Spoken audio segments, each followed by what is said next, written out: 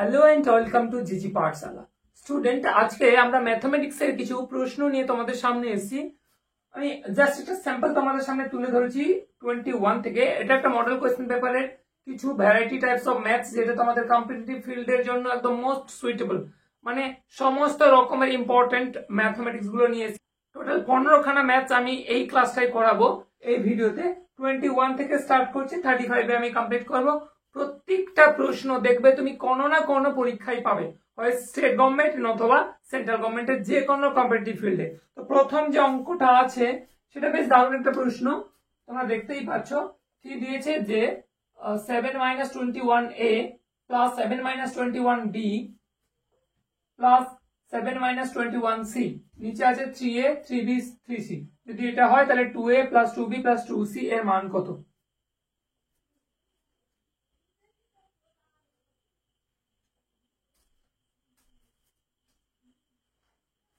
তাহলে এইটা তোমার হিন্টস, এটা দিয়েছে, এটাকে কাজে লাগিয়ে এর ভ্যালু বের করতে হবে। তাহলে যেটা আমাকে করতে হবে, এটাকে একটু সুন্দর করে আমি একটু সলভ করি, সিম্পলিফাই যদি করি, আমি লিখতে হবে 7-3a মাইনাস 21a/3a।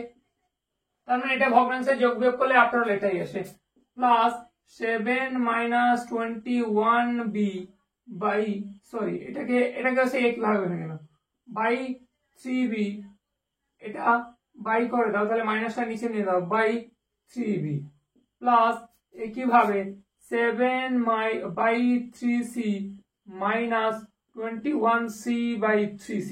এরপরে দেখো একটু কাটাকাটি করে দাও, এ এ কাটো 3-7-21, বি বি কাটো 3-7-21, সি সি কাটো 3-7-21, জাস্ট ইজি সিম্পলিফাই করো। তাহলে আমি কি লিখতে পারি, 7/3a minus 7 plus 7/3b minus 7, আবার কি দিয়েছে plus 7-3c minus 7 equals to 0। 0 করতে গেলে ওখানে কোয়েশ্চেন ছিল যে এইটার সমান যদি 0 হয় তাহলে এটার ভ্যালু কত, এটার সমান 0 ছিল। এবার আমি এটাকে একটু সাজিয়ে লিখছি, তাহলে দ্যাট ইজ ইমপ্লাই করো এটা বা লিখো, 7-3a ভেরিয়েবল গুলো একদিকে রাখো, প্লাস 7-3b প্লাস 7/3c। আমি একটু ভুল বললাম, 7/3a 7/3b প্লাস 7/3c সমান সমান সবগুলো মাইনাস কে পাশে নিয়ে চলে গেলে 7 প্লাস 7 প্লাস 7। বুঝতে পেরেছো? এই একটা আমার জায়গায় দাঁড়িয়ে গেল। তাহলে এইখান থেকে 7/3 দেখো সব জায়গায় আছে, তাহলে 7/3 আমি যদি একটু কমন নিয়ে নিই, তাহলে যে পোর্শনটা আমার পড়ে থাকবে, কি পড়ে থাকবে, 1/a plus 1/b plus 1/c equals to হচ্ছে 7-7-7-3-21। বুঝতে পেরেছো?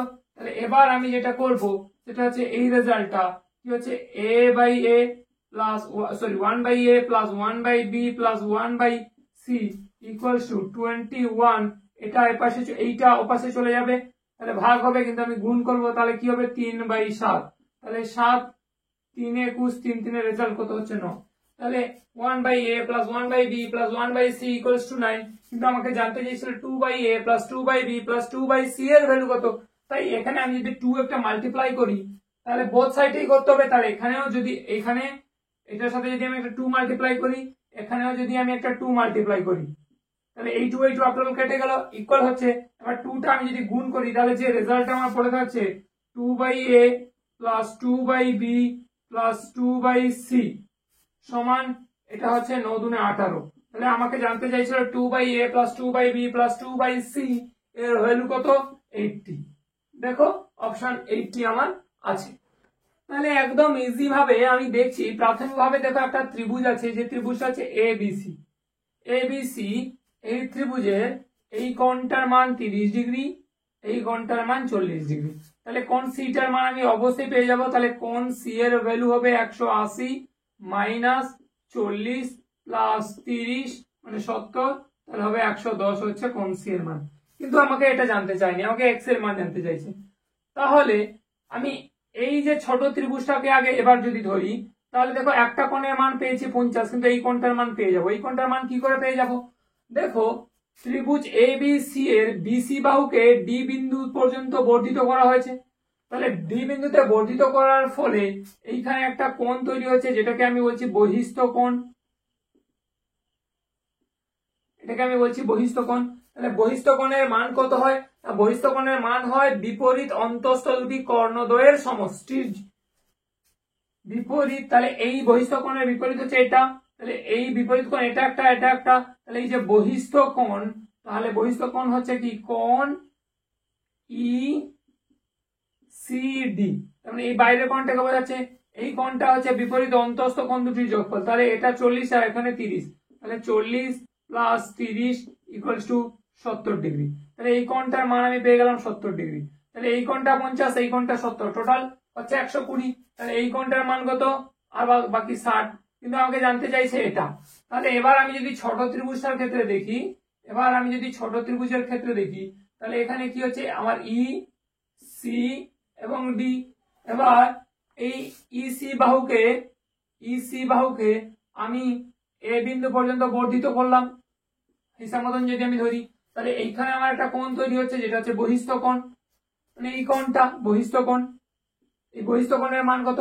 আমি কি বললাম? বহিস্থ কোণের মান হচ্ছে বিপরীত অন্তঃস্থ কোণ দুটির সমষ্টি। তাহলে বিপরীত অন্তঃস্থ কোণ, এটা তো তার বিপরীত না, তার বিপরীত এইদিকে আছে। এটা আমি পেলাম কত? এই কোণটা আমি বের করেছি 70 ডিগ্রি, আর এই কোণটার মান দেয়াই ছিল 50 ডিগ্রি। তাহলে এটা কত হবে? 70 প্লাস হচ্ছে 50 সমান 120 ডিগ্রি। তাহলে 120 ডিগ্রি আমার অপশনে থাকা উচিত, নেই তো। অপশন সি দেখো, অপশন সি হয়ে যাচ্ছে এটার সঠিক অ্যান্সার। এবার কোয়েশ্চেন নাম্বার 23টা দেখো, সুন্দর একটা প্রশ্ন দিয়েছে। বলছে মনে করো এ ও বি এর গড় মানকে স্কোয়ার ব্র্যাকেটে লেখা হয় এ বি। গড় মান যেটা বেরোবে সেটাকে স্কোয়ার ব্র্যাকেটে লেখা হবে এ এবং বি, অর্থাৎ দুটো নাম্বারের গড়কে আমরা স্কোয়ার ব্র্যাকেটে লিখছি। আবার এ বি সি এর গড় মানকে ফার্স্ট ব্র্যাকেটে লিখছি এ বি সি। যদি দ্বারা সূচিত করা হয় তাহলে ফার্স্ট ব্র্যাকেট, তার মধ্যে ফার্স্ট ব্র্যাকেট দিয়ে 2 3 0 অর্থাৎ এবিসি, এবং তার মধ্যে আবার স্কোয়ার ব্র্যাকেট দিয়ে 1 2 মানে এবি, এবং এ মানে শুধু 1 দিয়ে আবার ফার্স্ট ব্র্যাকেট ক্লোজ করেছে। তাহলে এর মান কত হবে? তাহলে এই অঙ্কটা করার নিয়ম হচ্ছে, আমাকে যেগুলো দিয়েছে সেই অঙ্কটাকে টুকে নাও। প্রথমে বড় একটা ফার্স্ট ব্র্যাকেট, তার মধ্যে ছোট ফার্স্ট ব্র্যাকেট দিয়ে 2 3 0, তিনটি আলাদা সংখ্যা। তাহলে এবিসি এর গড়, আবার স্কোয়ার ব্র্যাকেট দিয়ে এবি এর গড়, আবার নিজে, আচ্ছা এবি না লিখে এখানে সংখ্যাটা দাও, সংখ্যা দিয়েছে স্কোয়ার ব্র্যাকেটে কত দিয়েছে 1 আর 2, আর বাইরে একটা 1 পড়ে আছে। এবার এইটাকে আবার ফার্স্ট ব্র্যাকেট দিয়ে বড়, মানে বড় ফার্স্ট ব্র্যাকেট দিয়ে ক্লোজ করেছে। যে এর গড় মান কত জানতে চাইছে। তাহলে সবার প্রথম আমি যদি একটু ইন্ডিভিজুয়ালি গড় বের করার চেষ্টা করি তাহলে কি হবে?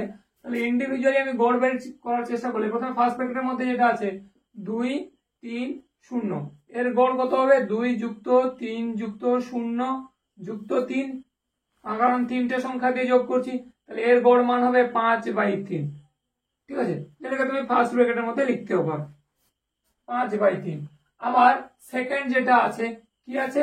এটা ফার্স্ট গেল, আমি ইন্ডিভিজুয়ালি বের করছি, কিন্তু আবার সেকেন্ড যেটা আছে ইজি আছে 1 আর 2, এর গড় মানকে লিখলাম 1 প্লাস 2 ডিভাইডেড বাই 2 সমান 3/2। তাহলে এটা একটা বেরোলো, এটা আমার ফার্স্ট ব্র্যাকেটে বেরোলো। তাহলে এটা আমি পেয়ে গেছি রেজাল্ট, এটা আমি পেয়ে গেছি রেজাল্ট, এবং এক্সট্রা একটা পড়ে আছে। তাহলে এবারে আমার যেটা পড়ে আছে 2 3 0, এর গড় মান হচ্ছে 5/3। আবার 1 2, এর গড় মান হচ্ছে 3/2। এবার হচ্ছে 1, বুঝতে পেরেছো? তাহলে এই তিনটে সংখ্যা আবার ফার্স্ট ব্র্যাকেটের মধ্যে এর আবার গড় মান, তাহলে এর গড় মান আবার বের করবো কিভাবে? তাহলে কি লিখবো? 5/3 প্লাস 3/2 প্লাস 1 দিয়ে কটা সংখ্যা? তিনটে সংখ্যা, 3 দিয়ে ভাগ করে দাও। তাহলে রেজাল্টটা কত আসবে? এখানে 3 আর 2 এর লসাগু হচ্ছে 6, তাহলে এটা হচ্ছে 10, এটা হচ্ছে 3 3 এ 9, এটা হচ্ছে আমার 6, নিচে থাকছে আমার 3। তাহলে এইবার এই রেজাল্টটা দেখো 19 6 25, তাহলে 25/6, এর নিচে কিছু নেই মানে 1, তাহলে এটাকে যদি উল্টাই 1/3, তাহলে 25/18, 25/18। ঠিক আছে, এটা হয়ে যাচ্ছে আমার অ্যান্সার। এই অপশনটা আমার থাকা উচিত, হ্যাঁ option C. Option C is your correct answer. Easy ছিল, জাস্ট ইন্ডিভিজুয়াল এটাকে একবার দুটোকে করার পর এই রেজাল্ট গুলোকে দিয়ে আবার একবার গড়, বেশ হয়ে গেল। এবার 24 কি বলছে দেখো, সুন্দর দিয়েছে যে 5.5 মিটার দৈর্ঘ্য এবং 4 মিটার প্রস্থ বিশিষ্ট একটি আয়তকার ঘরের বাইরের চারদিকে 2.25 মিটার চওড়া বারান্দা তৈরি করা হলো, তাহলে বারান্দাটার ক্ষেত্রফল কত? তাহলে সবার প্রথম একটা আয়তকার ঘর ছিল, ঘরটা আঁকার আমি চেষ্টা করছি। এই যে ঘরটা ছিল আমার আয়তকার ঘর, তাহলে এই আয়তকার ঘরের আমার দৈর্ঘ্যটা হচ্ছে কত? 5.5 মিটার। আর এর প্রস্থটা কত? প্রস্থটা হচ্ছে আমার 4 মিটার। বুঝতে পেরেছো? তাহলে এই হচ্ছে আমার একটা আয়তকার ঘর ছিল, আমি সুন্দর করে দেখালাম দৈর্ঘ্য এবং প্রস্থ। তাহলে এর বারান্দার ক্ষেত্রফল, তাহলে বারান্দার পরে বের করবো। সবার আগে এই ছোট ঘরটার ক্ষেত্রফল বের করে দিত। প্রথমে যে আয়তকার ঘরের ক্ষেত্রফল,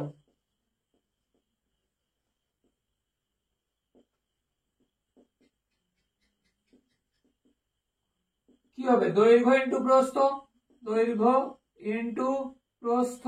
তাহলে দৈর্ঘ্য কত? 5.5 ইন্টু প্রস্থ কত? 4। তাহলে এই দুটোকে গুণ করো।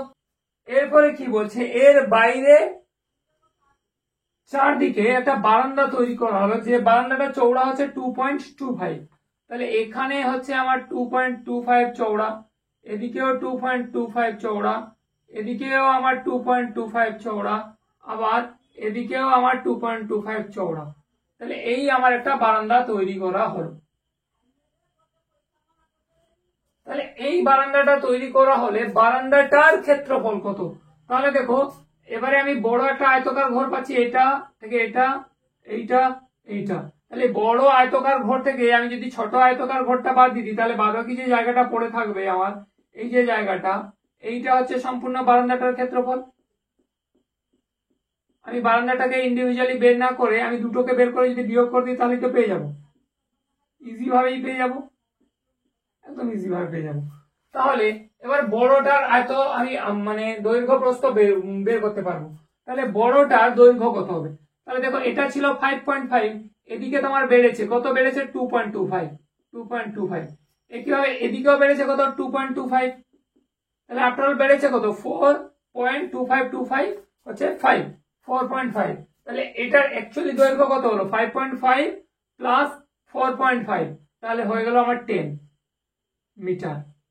আর প্রস্থটা দেখো, এই যে প্রস্থটা আমার ছিল 4 থেকে এদিকেও বেড়েছে 2.25, এদিকেও বেড়েছে আমার 2.25, তাহলে 4.5। তাহলে ছিল 4, বেড়েছে 4.5, তাহলে টোটাল এটা কত হচ্ছে?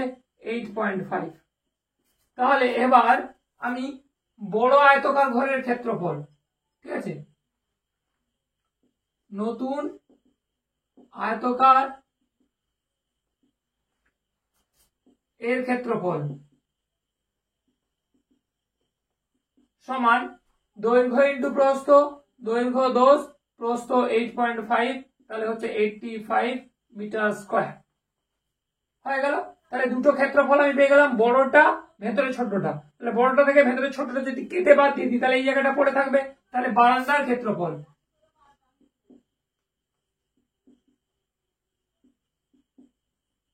সমান 85 মাইনাস 22, তাহলে কি রেজাল্ট পড়ে থাকছে? 63 আমার কি হবে? মিটার স্কয়ার করবে বা বর্গ মিটার। তাহলে 63 আমার অপশনে থাকা তো উচিত। হ্যাঁ, option A is correct answer. একটি সংখ্যাকে, মানে পার্টিকুলার একটা নাম্বার যেটাকে আমি জানি না, তাকে 56 দিয়ে ভাগ করলাম, যে ভাগশেষ পড়ে থাকছে 29। ওই সংখ্যাকে যদি আমি 8 দিয়ে ভাগ করি, তাহলে ভাগশেষ কত থাকবে? এই ধরনের অঙ্কে সংখ্যাটা কত ছিল সেটা খুঁজতে যাবে না, ভাজ্য সমান ভাজ্য গুণিত ভাগফল যুক্ত ভাগশেষ করে সংখ্যাটা খুঁজতে যাবে না, তাহলে সমস্যা হয়ে যাবে। তাহলে পার্টিকুলার কোন একটা সংখ্যা ছিল, সেই সংখ্যাকে আমি ভাগ করছি কত? 56 দিয়ে। 56 দিয়ে ভাগ করার ফলে এখানে কিছু একটা রেজাল্ট আসে, যে ভাগশেষ থেকে যাচ্ছে কত? আমার 29। তাহলে এই পার্টিকুলার সংখ্যাটাকে আমি যদি 8 দিয়ে ভাগ করি, তাহলে আমার রেজাল্টটা কত আসবে, অর্থাৎ ভাগশেষ কত আসবে। তাহলে এই ধরনের অঙ্ক এক্স এর ভ্যালু খুঁজতে যাবে না, তুমি কি করবে? প্রথম ক্ষেত্রে ভাগ করার ফলে ভাগশেষ যেটা থাকছে তাকে ভাগ করে দেবে কোন নাম্বারটা দিয়ে? সেকেন্ড ক্ষেত্রে যাকে ভাগ করতে বলছে, 29 কে ভাগ করতে বলছে কত দিয়ে? 8 দিয়ে। তাহলে 8 দিয়ে ভাগ করো, 8 4 32, 8 3 24, 5 से কত 5 হয়ে যাচ্ছে তোমার সঠিক অ্যান্সার 5 আছে option D. Option D is the your correct answer.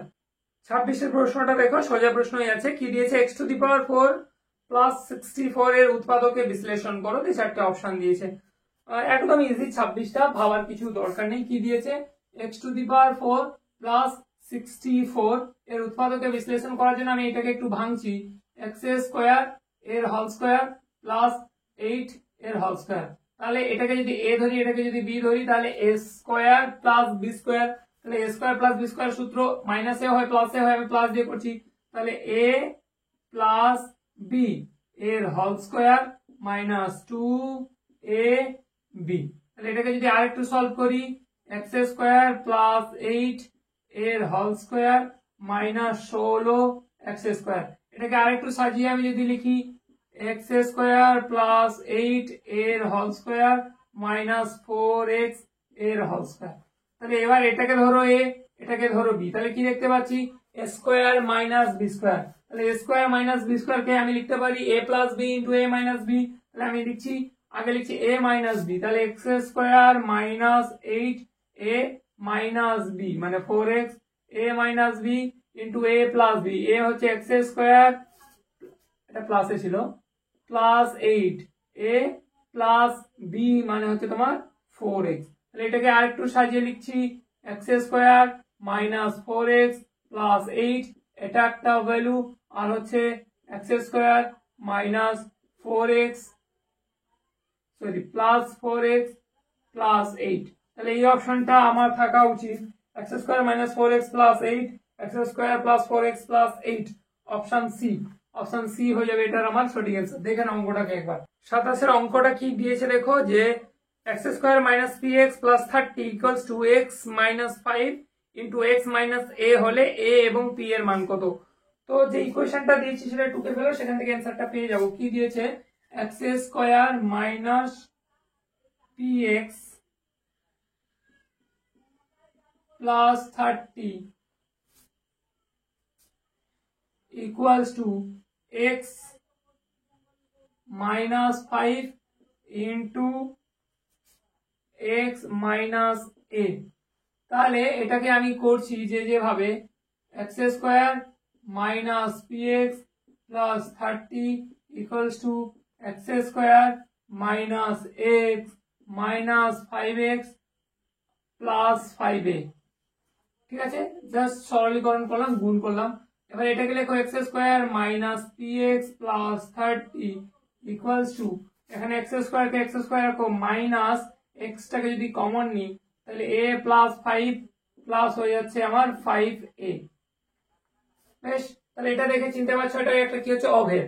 এবার অভেদটা যদি নাও ধরতে পারো কোনো অসুবিধা নেই, তুমি দুটোর মধ্যে কম্পেয়ার করো তো তুলনা করে পাই উভয় পক্ষকে, এটা এবং এটা। তাহলে দেখো এখানে x² আছে, এখানে x² আছে, কেটে যাচ্ছে। এখানে আছে আমার মাইনাস পি এক্স পি, মানে আমার এই এক্স এর সহগ কত? Minus P. আবার এখানে এই যে এক্স এর সহগ কত? a plus 5। তাহলে আমি যদি এই এক্স কেটে দিই, তাহলে আমার যে রেজাল্টটা পড়ে থাকছে minus P equals to a plus 5। এটা একটা কন্ডিশন গেল। আবার যদি আমি কনস্ট্যান্ট ফিগারে দেখি, এখানে আছে 30, তাহলে 30 সমান সমান এখানে কি আছে দেখো 5a। তাহলে এবার এটাকে আমি আগে সলভ করি। a সমান সমান হচ্ছে আমার 30/5 সমান সমান 6। আচ্ছা আচ্ছা, এখানে মাইনাস থাকবে কারণ এখান থেকে যেহেতু মাইনাস নেওয়া হয়েছিল, মাইনাসটা থাকবে। এখানে মাইনাস পি, এখানে এক্স মানে মাইনাসটা নেওয়া হয়েছে, মাইনাসটা এর সাথে গুণ ছিল। তাহলে মাইনাস মাইনাস আমি কাটলাম, তাহলে পি সমান সমান a প্লাস 5, এর ভ্যালু হচ্ছে আমার কত? 6 প্লাস 5, তাহলে পি এর ভ্যালু সমান সমান 11। তাহলে আমি কি দেখতে পাচ্ছি?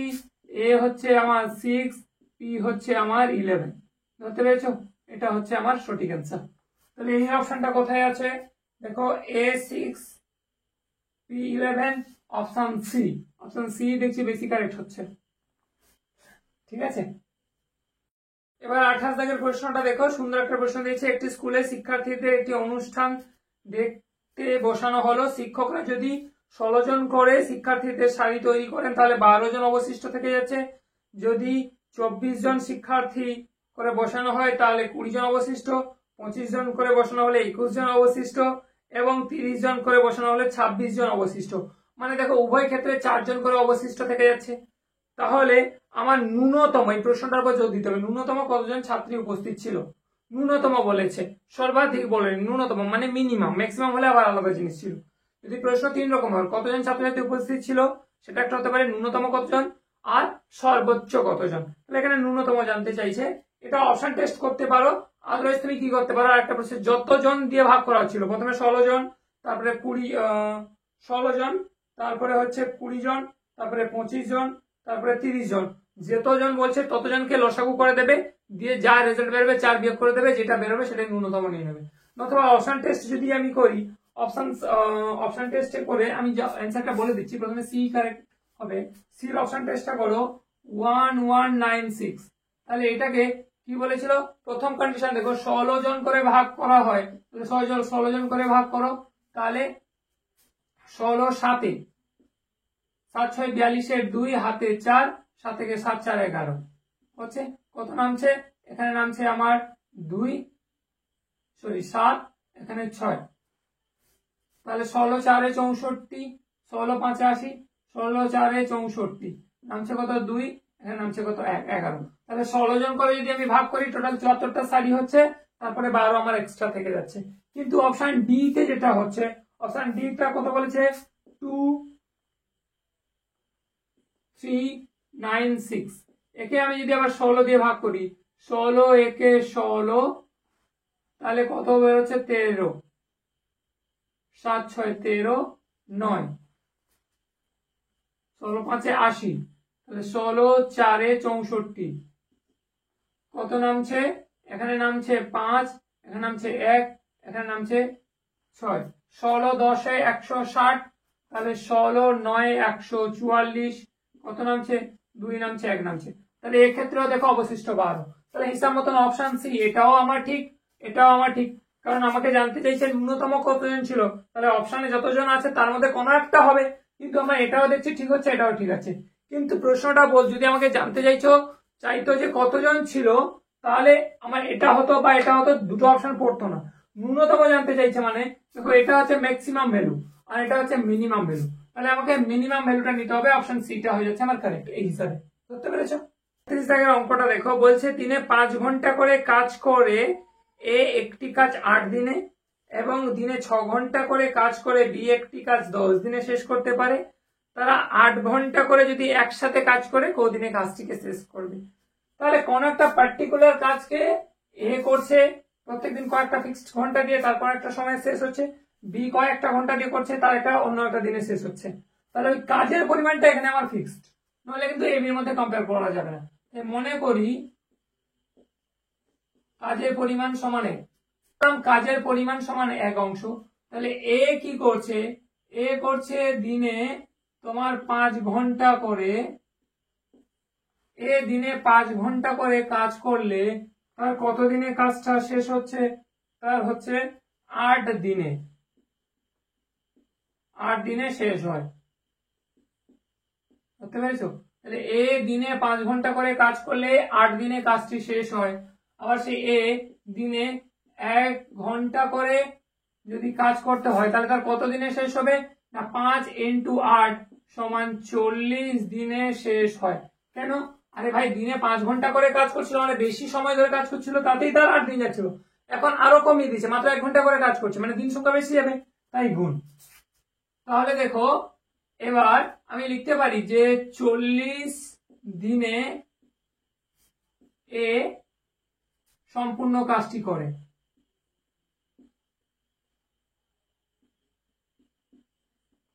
মানে কত, 1 অংশ। মোট কাজটা এক ধরেছিলাম 1, সেটা 40 দিন নেয় এ। তাহলে একদিনে সে কত করবে, একদিনে এ সম্পূর্ণ কাজ করে সেটা হচ্ছে 1/40 অংশ।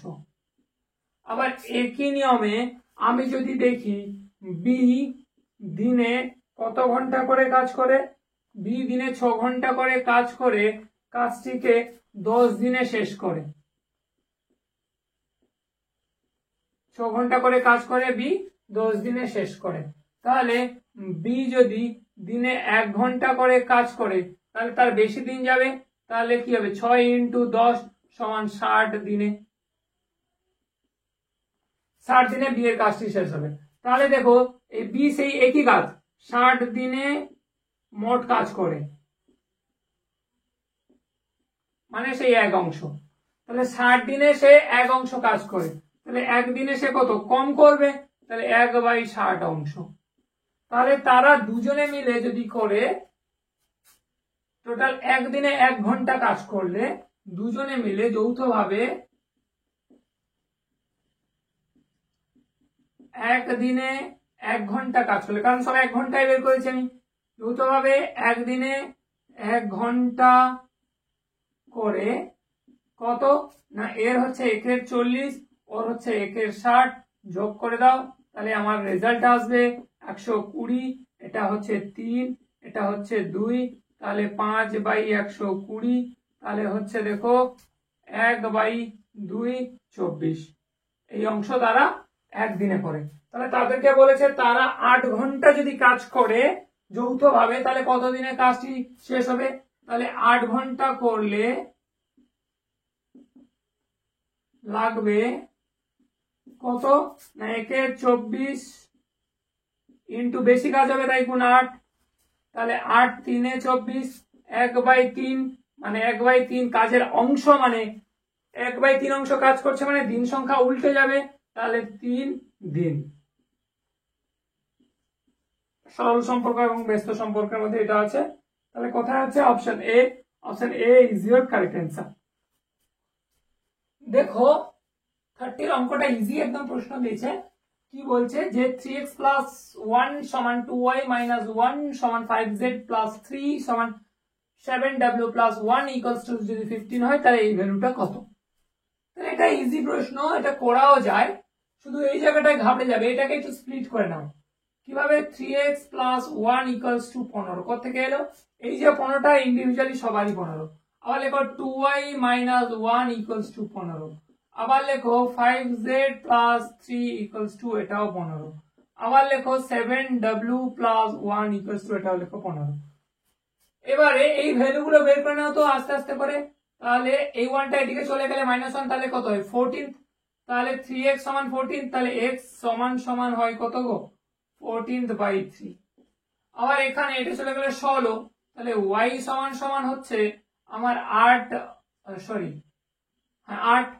মানে 16/2 মানে 8, আবার এটা দেখো এটা আমার পাশে চলে গেলে 12, তাহলে z সমান 12/5, আবার দেখো w সমান এটা এর পাশে গেলে 14, 14/2 14/7 মানে 2, তাহলে সবকটা রেজাল্ট পেয়ে গেলাম। তাহলে এই ভ্যালুতে পুট করে দাও, কি আছে 6 ইনটু x এর জায়গায় লেখো 14/3 প্লাস মাইনাস 3 ইনটু y এর জায়গায় 8 প্লাস 5 ইনটু z এর জায়গায় লেখো 12/5 মাইনাস 8 ইনটু w এর জায়গায় লেখো 2, তাহলে এই 3 কাটলো 2, 5 5 কাটলো, তাহলে আমি কি দেখতে পাচ্ছি 14 দুনে 28 মাইনাস 24 প্লাস 12 মাইনাস 16, তাহলে এই রেজাল্টটাকে আমি কি দেখতে পাচ্ছি প্লাস 28 আর 12 যোগ করলে 40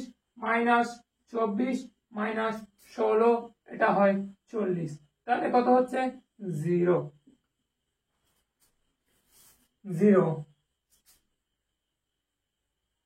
তাহলে 0 আমার অপশনে থাকা উচিত, কোথায় আছে 0, হ্যাঁ অপশন এ তেই আছে, তো অপশন এ আমার হয়ে যাচ্ছে সঠিক অ্যান্সার। 31 কি বলছে দেখো, বরফ জ্বলে 31 কি বলছে দেখো, জল বরফে পরিণত হলে আয়তন 10% বাড়ে, সমপরিমাণ বরফ আবার গলে জল হলে a% আয়তন কমে, তাহলে এর মান কত। তাহলে এ আমার পার্সেন্টেজে, তাহলে এই শতকরা অঙ্ক মানে সবার প্রথম বরফ আমার জলে পরিণত হচ্ছে, ঠিক আছে, আবার এই বরফ যে জলে পরিণত হচ্ছে স্টার্টিং কিন্তু আমাকে জল দিয়ে শুরু করছে, অর্থাৎ জল জমে বরফে পরিণত হচ্ছে, তাহলে আমি ধরে নেব এখানে ধরি জলের পরিমাণ 100,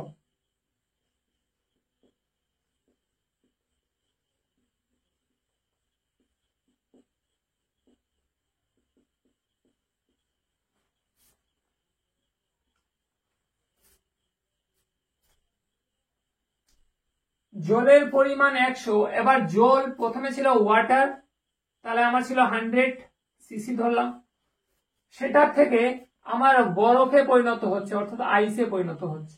তাহলে আমরা ফিজিক্সে পড়েছি 11 সিসি জল জমে 12 সিসি বরফে পরিণত হয়, তার মানে তার আয়তন বাড়ে। তাহলে এখানে বলছে 10% আমার ইনক্রিজ করছে, 10% আমার ইনক্রিজ করছে। তাহলে 10% ইনক্রিজ করার পর রেজাল্ট কত হচ্ছে? 100 এর পর 10% মানে 10, তাহলে আইসের আয়তন কত হবে? 110 সিসি। এবার উল্টোটা হচ্ছে, আইস থেকে আমার আবার ওয়াটারে কনভার্ট হচ্ছে, তাহলে এখন এর আয়তন আবার কমে যাবে, তাহলে 110 থেকে কত হয়ে যাবে? 100। তাহলে আমাকে জানতে চাইছে এইটা আমার এ পার্সেন্টেজ কমেছে এবং এর ভ্যালু কত। তাহলে দেখো এইটা থেকে এইটা আমার কমেছে কত না? 10 কমেছে, তাহলে 10 বাই কত থেকে কমেছে? নাকি 110 থেকে কমেছে, তাই নিচে 110। শতকরায় প্রকাশ করব, তাই 100। তাহলে কাটাকাটি করো, 0 0 কাটলো, 100 কে 11 দিয়ে ভাগ করলে 11 9 99, ভাগশেষ 1, নিচে 11। তাহলে 9.1/11 আমার অপশনে আছে, 9.1/11। হ্যাঁ, অপশন সি দেখো, অপশন সি হয়ে যাচ্ছে সঠিক অ্যান্সার। তাহলে এই অঙ্কটা আমাকে দিয়েছে, দেখো AB plus BC plus CA equals to 0 যদি হয়, তাহলে A square by A square minus BC plus B square by B square minus CA plus C square by C square minus AB এর মান কত? তাহলে এটাকে আমি এইভাবে সলভ করতে পারি, যেটা আছে সেটা লেখো তো। এইটা উপরে আছে এ স্কোয়ার কে এ স্কোয়ার রাখো, নিচে ও এ স্কোয়ার রাখো। এবার এই মাইনাস বিসির আমি ভ্যালু বের করতে পারবো। মাইনাস বিসির ভ্যালু কি করে বের করবো? না, এই যে আমার এই যে রেজাল্টটা দেওয়া আছে না, AB plus BC plus C equals to 0, তাহলে এই বিসিটাকে আমি যদি এপাশে নিয়ে চলে আসি, তাহলে মাইনাস বিসি, তাহলে এই মাইনাস বিসির ভ্যালুটা এপাশে কি পড়ে থাকবে? এবি প্লাস সি এ, তাই এখানে লিখে দেবো কি মাইনাস বিসির জায়গায় প্লাস এবি প্লাস সি এ। ধরতে পারলে কিভাবে লিখলাম দেখো,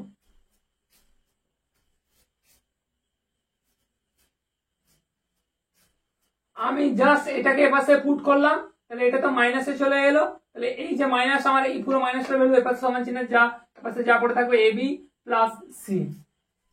ইন দ্য সেম ওয়ে একই ভাবে প্লাস বি স্কোয়ারটাকে বি স্কোয়ারে রাখো by B square minus C A আছে। এবার এই যে সি এটাকে যদি আমি এবার এপাশে নিয়ে চলে আসি, তাহলে মাইনাস সি এর ভ্যালু কি? এবি প্লাস বিসি, তাহলে এখানে আর মাইনাসে থাকবে না, প্লাস কি হয়ে যাবে? AB plus BC. আবার প্লাস একইভাবে C square by C square রাখো মাইনাস এবি, তাহলে এই এবিটাকে পাশে নিয়ে চলে এলে মাইনাস এবি, তাহলে পড়ে থাকছে কি? বিসি প্লাস সি এ, তাহলে প্লাস বিসি প্লাস সি এ।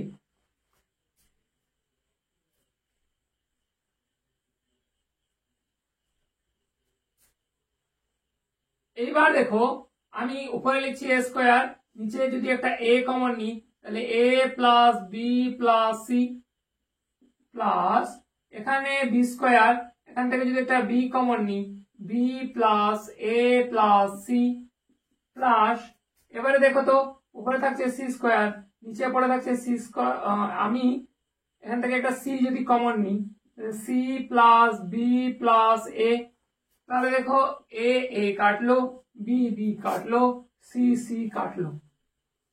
তাহলে আমার যে রেজাল্টটা পড়ে থাকছে উপরে এ, নিচে এ বি সি, তাহলে A plus B plus C, আবার প্লাস উপরে বি, নিচে থাকছে এ বি সি, একটু ঠিক করে লেখো, A plus B plus C, plus উপরে থাকছে সি, তাহলে নিচে কি থাকবে? A plus B plus C. তাহলে আমি যদি এটাকে এলসিএম করি, তাহলে নিচে থাকবে A plus B plus C, উপরে থাকবে A plus B plus C, তাহলে উপর নিচে যদি কাটাকাটি হয়ে যাবে, উত্তর হয়ে যাবে 1। 0 নয় কিন্তু, বিয়োগ হলে 0 হয়। এটা হচ্ছে আমার উত্তর হচ্ছে 1। তাহলে 1 আছে, হ্যাঁ আছে, কোথায়? অপশন বি তে। অপশন বি হয়ে যাচ্ছে আমার সঠিক অ্যান্সার। অঙ্কটা একবার দেখে নাও। 33 দাগের প্রশ্নটা কি বলছে দেখো, একটি গ্রামের জনসংখ্যা 7,986, গত 3 বছর ধরে জনসংখ্যা প্রতি বছর 10% হারে বৃদ্ধি পায়, তাহলে 3 বছর আগে জনসংখ্যা কত ছিল? তাহলে যেটা জানতে চাইছে সেটাকেই ধরে নাও, ধরি 3 বছর আগে জনসংখ্যা ছিল এক্স,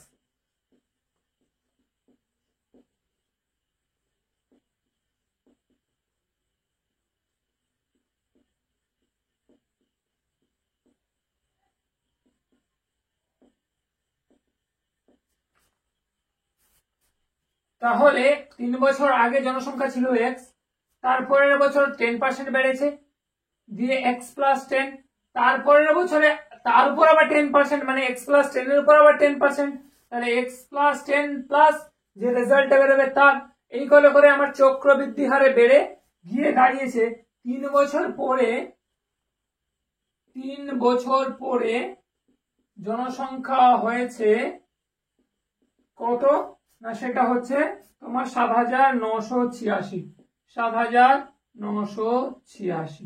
3 বছর পরে জনসংখ্যা এই হয়ে আমার দাঁড়িয়েছে। তাহলে আমি কি করব, চক্রবৃদ্ধি সুদের হারে অপশন টেস্ট যদি করি বা প্রশ্নানুসারে করি, আমার 3 বছর হারে বেড়েছে, তাহলে এটা আমার সমাহার বৃদ্ধির অঙ্ক অ্যাকচুয়ালি। তাহলে আমার জনসংখ্যা ছিল x, তার রুলস কি n ইনটু 1 প্লাস r, কত 10% হারে বেড়েছে, 10/100 whole to the power n, n কত কত বছর না 3 বছর। তাহলে এইটা যা ভ্যালু বা রেজাল্ট সমান সমান আমার এইটা রেজাল্ট 3986, মানে এই x এর ভ্যালু আমি পেয়ে যদি যাই, তাহলে x এর ভ্যালুর পর 3 বছর মাল্টিপ্লাই করলে যা রেজাল্টটা আসবে সেটা হচ্ছে এটা। তাহলে দুটোকে ইকুয়াল করেছি, এবার জাস্ট সলভ করো। তাহলে x প্লাস 10, 10 এ 100, তাহলে এটা হচ্ছে আমার 11/10 এর হোল কিউব সমান সমান হচ্ছে 7986 সমান সমান x প্লাস, সরি প্লাস না, x এর সাথে মাল্টিপ্লাই আছে, তাহলে x সমান সমান 7,986। তাহলে এইটা 3 বার আছে, 3 বার এপাশে এলে উল্টে যাবে, কি হবে 10/11 ইন্টু 10/11 ইন্টু 10/11। এবার কাটাকাটি করো, 11 9 99, 11 8 88 না 69 আছে, 11 7 77, 2 28, 11 2 22, 6 11 6 66, আবার 11 দিয়ে কাটি, 11 5 60, 11 5 55, 11 6 66, 11 7 77, 11 6 66, 6 আরো 6, 11 6 66। এবার এটা দিয়ে যদি কাটি 11 6 66, তাহলে রেজাল্ট কি বেরোচ্ছে 10 6 60, 60 10 600, 600 10 6000। তাহলে 3 বছর আগে ওই গ্রামের জনসংখ্যা ছিল 6000, তারপরে 10% করে ইনক্রিমেন্ট হয়েছে, দিয়ে এটা দাঁড়িয়েছে। তোমরা করতে পারো, 6000 এর উপর 10% করে 3 বছর পরে বা এই রুলসে ফেলে দাও। এখন n পেয়ে গেছো, x এর ভ্যালু কত পেয়ে গেছো 6000, তাহলে 6000 ইনটু 1 প্লাস এইটা ইনটু 3 করো, রেজাল্টটা দেখবে এটা বেরিয়ে আসবে। তাহলে এই অপশনটা আমার থাকা উচিত। 6000 কোথায় আছে, অপশন সি, অপশন সি হয়ে যাচ্ছে আমার কারেক্ট অ্যান্সার। 34টা দেখো, একদম সোজা প্রশ্ন। কি বলছে যে একটি সুষম বহুভুজের প্রতিটি অন্তকোণের সমষ্টির মান, মানে যতগুলো অন্তকোণ আছে সেই সমস্ত সমষ্টির মান হচ্ছে 156 ডিগ্রি, বহুভুজটির বাহু সংখ্যা কত, 180 ডিগ্রি ইন্টু n-2। প্রতিটি অন্তকোণের মান, এটা হচ্ছে সমষ্টি, আমি যদি প্রতিটি অন্তকোণের মান বের করি, প্রতিটি অন্তকোণের মান যদি আমি বের করি, তাহলে যে রেজাল্টটা আমার হচ্ছে 180 degree into n-2 divided by n, কারণ n তো একটা বাহু সংখ্যা, সেটা দিয়েই করেছিলাম, তাহলে প্রত্যেকটা বেরিয়ে গেল। তাহলে আমার প্রতিটির মান দেওয়া হয়েছে কত 156 ডিগ্রি। তাহলে আমার প্রশ্নানুসারে বা শর্তানুসারে কন্ডিশন অনুযায়ী আমি কি লিখতে পারি, 180 degree into n-2 divided by n equals to আমার কত হচ্ছে গো 156 ডিগ্রি।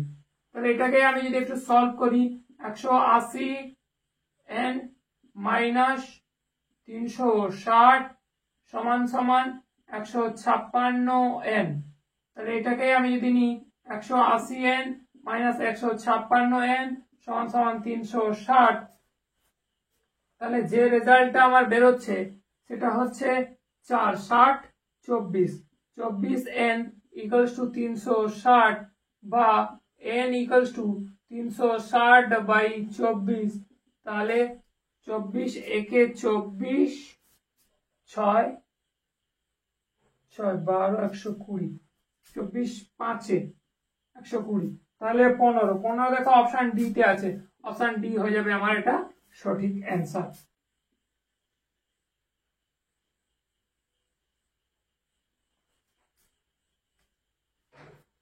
দেখো কি দিয়েছে, এ বি সি ডি একটি সামান্তরিক। আমি নাম দিয়ে দিচ্ছি এ বি সি এবং ডি একটি সামান্তরিকের অন্তর্গত বিইডিসি চিহ্নিত অঞ্চলের ক্ষেত্রফল। তাহলে বি আর ই, আচ্ছা এখান থেকে আরেকটা ছবি দিয়েছে এটার নাম দিচ্ছে ই। তাহলে এই যে সামান্তরিকের এবিসিডি একটা সামান্তরিকের বিইডিসি মানে এইটার ক্ষেত্রফল, এই পুরোটার ক্ষেত্রফল তোমাকে জানতে চাইছে এইটার ক্ষেত্রফল কত। তাহলে বেশ, তো সবার প্রথম আমি যদি দেখি, প্রথমে যখন আমার সামান্তরিক ছিল এই বাহুটা ছিল 10, তাহলে এই বাহুটা হবে 10 এবং এই বাহুটা এখান থেকে এটা যদি কেটে দিচ্ছে, যখন এইটা থেকে এইটার মান দিয়ে দিচ্ছে আমার কত 8, এই বাহুটার মান দিচ্ছে 8, তাহলে এটা 10 ছিল এটা হয়ে যাচ্ছে 6, তার মানে বাঁচছে কত, এটা 4 পেয়ে যাচ্ছি।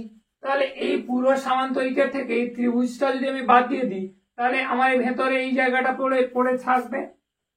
তাহলে সবার প্রথম আমি যদি সামান্তরিকের ক্ষেত্রফল বের করার চেষ্টা করি, যে এ বি সি এবং ডি এই আমার সামান্তরিকের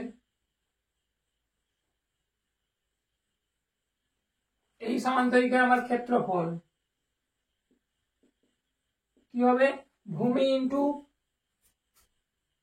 উচ্চতা, তার মানে একটা ভূমি একটা উচ্চতা, তাহলে ভূমি হচ্ছে আমার 10 ইন্টু উচ্চতা হচ্ছে আমার 8 সমান হচ্ছে 80।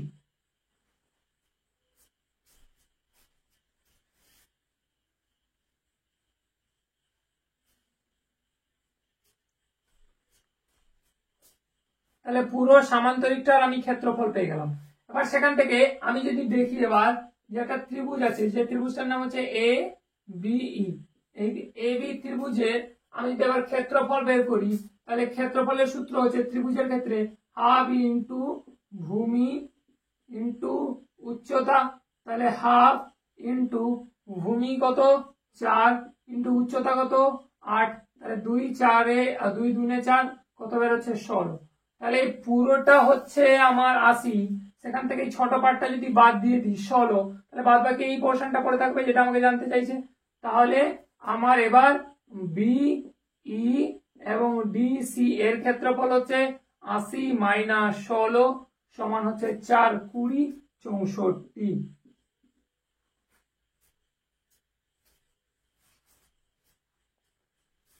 তাহলে 64 আমার অপশনে থাকা উচিত, অপশন বি। দেখো অপশন বি হয়ে যাচ্ছে আমার সঠিক অ্যান্সার, একদম ইজি ছিল। তাহলে আজকের এই পার্টে আমরা এই 35খানা অঙ্ক কমপ্লিট করলাম। পরের পার্ট থেকে আমরা আর কিছু অঙ্ক নিয়ে আসবো বা ফিজিক্সের কোনো একটা পোর্শন আমি তোমাদের সামনে ডেসক্রিপটিভ বেসে তুলে ধরবো। ততক্ষণ অবধি তোমরা ভালো থেকো, অঙ্কগুলো বারবার করে দেখো, কোথাও কোনো ডাউট হলে আমাকে একটু পিন করো, নিচে আমার ডেসক্রিপশন বক্সে মোবাইল নাম্বার দেওয়া আছে সেখানে হোয়াটসঅ্যাপ করো। বাই, টাটা, জয় হিন্দ, বন্দে মাতরম।